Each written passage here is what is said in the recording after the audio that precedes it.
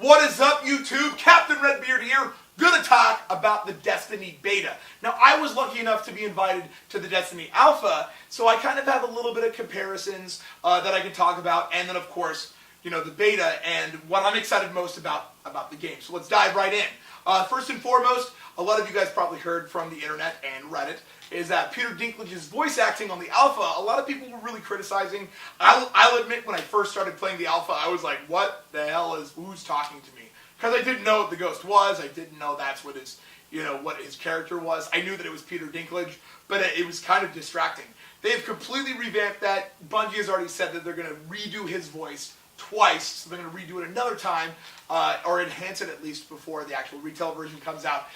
His voice acting is amazing, as we all would expect from the beta. I really like the added kind of robotic effects, so it sounds like a robot, which the ghost character is, so that makes way more sense. Now, much like the alpha, the beta kind of just focuses on old Earth, old Russia on Earth, which is a really, really big map. That's one of the cool things about Destiny, is that it's kind of seamless once you're in the game.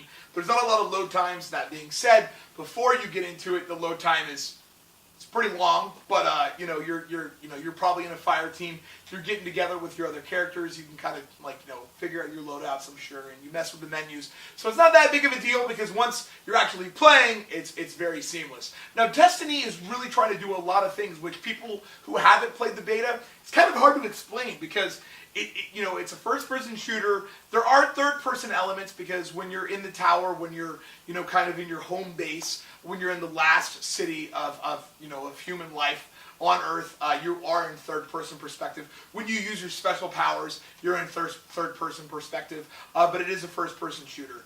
And then it's also, you know, cooperative multiplayer, where you can play with up to two other friends. But you're also it's also like an MMO, so there will be other players that are doing stuff maybe in the same map that you're in. There will be events that happen that'll dump you into bigger servers, so you're playing with other people, trying to take down a raid boss. And then, of course, there's competitive multiplayer, which honestly really plays a lot like Halo. And that's totally fine, because it's Bungie. But they're obviously trying to put a spin on it. It doesn't feel exactly like Halo. There are different kind of powers. There are different kind of, you know, special powers, different weapons, different vehicles. But it does feel a lot like Halo. And a lot of Borderlands elements, because it's, you know, like cooperative multiplayer. So you can jump in with your friends and go explore. You can loot stuff. There isn't as much looting as there is in Borderlands, which I like, because it's different. I love Borderlands. I'm a crazy Borderlands fan. But I do like that it's different, because after a while, looting every single thing you find can get a little bit old, to be honest. It's like, do I want to pick this up? Do I want to sell this? Like, is this worth enough? I'm sure there's going to be a lot of that as you level up throughout the course of the game.